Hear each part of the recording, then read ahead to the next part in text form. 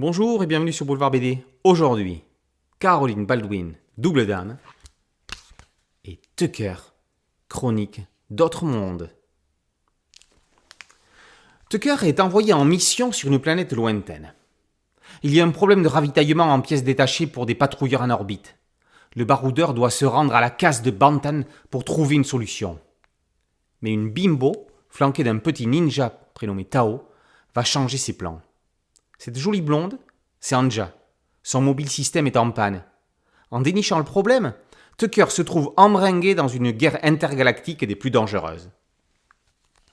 Dans un autre espace et dans un autre temps, le nôtre, Caroline Baldwin mène l'enquête en Haute-Savoie.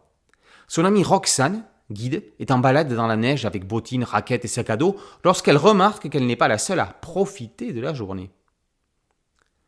De retour à l'auberge, elle apprend qu'un corps vient d'être repêché dans le lac de Vallon. Sa curiosité va lui faire mettre le doigt sur une affaire dangereuse. Entre village englouti et grotte mystérieuse, elle va bien avoir besoin de Caroline pour démêler l'intrigue. Les éditions du Tiroir continuent leur formidable travail, non pas de mémoire, c'est important, mais de perpétuité des classiques, en offrant au lecteur deux grands retours. Celui d'une série mythique, Caroline Baldwin, et celui d'un auteur mythique, Mark Westerlin.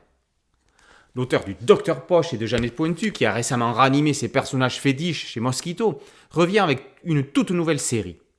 Westerlin se lance dans la SF pure, matinée de Star Wars. L'œil pointu remarquera plusieurs hommages à Hergé. Un engin aérien jaune qui se pose sur l'eau est une allusion fortuite ou pas à l'hydravion du crabe aux pinces d'or. La sortie spatiale est un écho à celle d'On a marché sur la Lune. Sans révolutionner le genre, Tucker est un space opéra qui ravira les fans de l'auteur.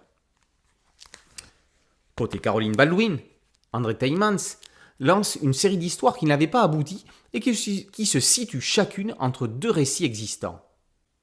Il démarre avec une enquête policière à la Jérôme K. Jérôme Bloch, qui aurait dû être un double album avec les points de vue opposés de Caroline et de Roxane.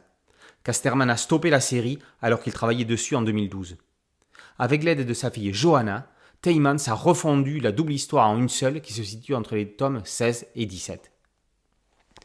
On attend maintenant la réédition en intégrale de Bouchon le petit cochon de Teymans et de Gilles et Georges de Westerlin, dont deux histoires sont totalement inédites en album.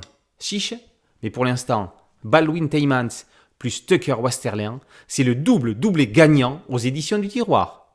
Boulevard BD, c'est un podcast audio et une chaîne YouTube. Merci de liker, de partager et de vous abonner. A très bientôt sur Boulevard BD. Ciao.